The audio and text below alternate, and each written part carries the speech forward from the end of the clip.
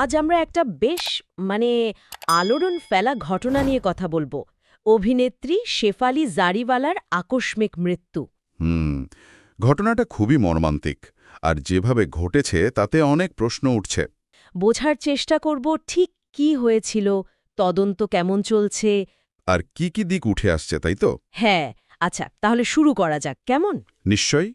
ঘটনাটা যদি দেখি, শুক্রবার দিনটার কথা বলা হচ্ছে। শেফালির বাড়িতে সেদিন সত্যনারায়ণ পুজো ছিল।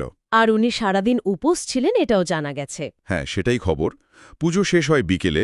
তারপর উনি যখন কিছু হালকা খাবার খান, ঠিক তখনই, মানে খাবার খাওয়ার পরে। হ্যাঁ, তার পরপরই উনি অসুস্থ বোধ করতে শুরু করেন। এটা একটু ভাবার মতো। উপোসের পর হঠাৎ শরীর খারাপ লাগতেই পারে, কিন্তু কিন্তু পরিস্থিতিটা খুব দ্রুত খারাপ হয়ে যায়, তাই না? একদম। রিপোর্ট অনুযায়ী রাত 10:30 নাগাদ উনি জ্ঞান হারান। ওহ। তারপর তো হাসপাতালে নেওয়ার চেষ্টা করা হয়, কিন্তু পথে রাস্তাতেই তার মৃত্যু হয়। হাসপাতালে পৌঁছানোর আগেই? হ্যাঁ, চিকিৎসকরা সেটাই জানিয়েছেন।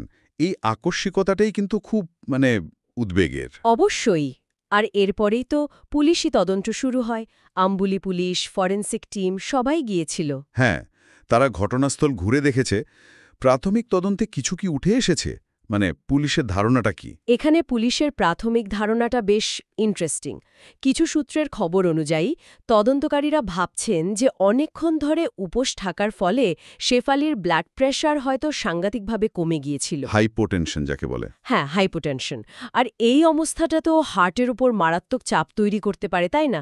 কারণ তখন ব্রেন বা অন্যান্য অঙ্গে ঠিকমতো ব্লাড পৌঁছায় না। ঠিক। তো পুলিশের অনুমান এই কারণেই হয়তো উনি ম্যাসিভ কার্ডিয়াক অ্যারেস্টের শিকার হয়েছিলেন। আচ্ছা, দীর্ঘ উপোসের যে শারীরিক প্রভাব, সেটাকেই প্রাথমিক কারণ হিসেবে দেখা হচ্ছে।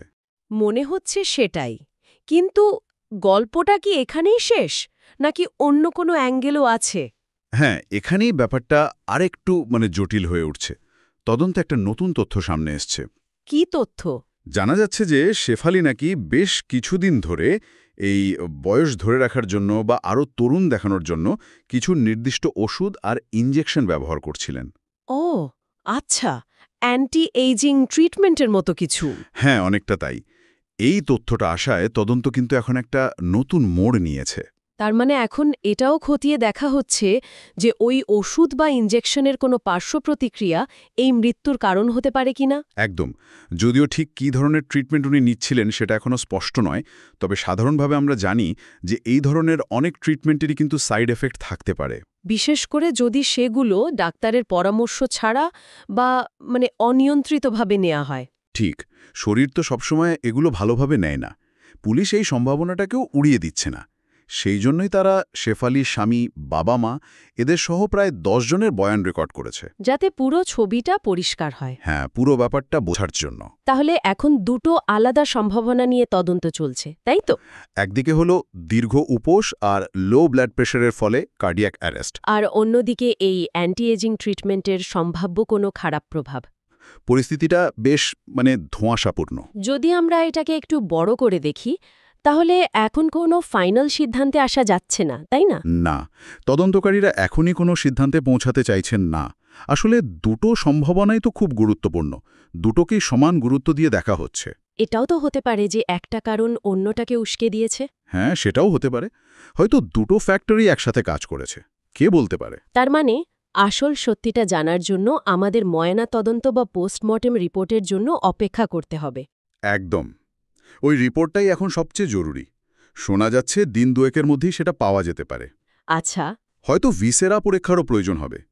এই রিপোর্টগুলো হাতে এলেই মৃত্যুর আসল কারণটা, তার শরীরে ঠিক কি ঘটেছিল, সে বিষয়ে একটা স্পষ্ট ধারণা পাওয়া যাবে। আশা করা যায় এই ধোঁয়াশাটা তখন কিছুটা কাটবে। তাহলে আপাতত আমরা কি বলতে পারি, এই সব কিছুর মানে কি? যা বোঝা যাচ্ছে এটা একটা অত্যন্ত দুঃখজনক ঘটনা।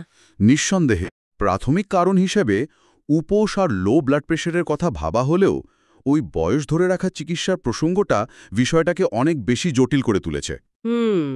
কোনটা আসল কারণ বা দুটোই যুক্ত কিনা তা জানতে আমাদের রিপোর্টের জন্য অপেক্ষা করতে হবে। ঠিক।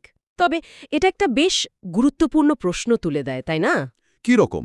দেখুন, ময়নাতদন্ত রিপোর্ট হয়তো মৃত্যুর কারণটা নির্দিষ্ট করে দেবে, কিন্তু এই ঘটনাটাকে আমাদের অন্য কিছু নিয়ে ভাবতে বাধ্য করছে না? যেমন?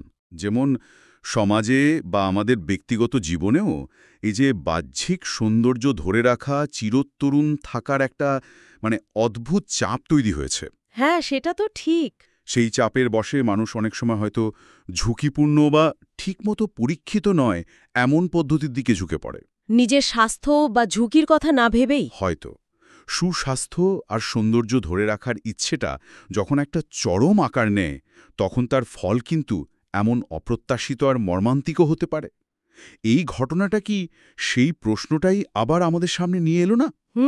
এটা সত্যিই ভাবার মতো একটা বিষয়। দেখা যাক তদন্তের শেষ পর্যন্ত কি উঠে আসে।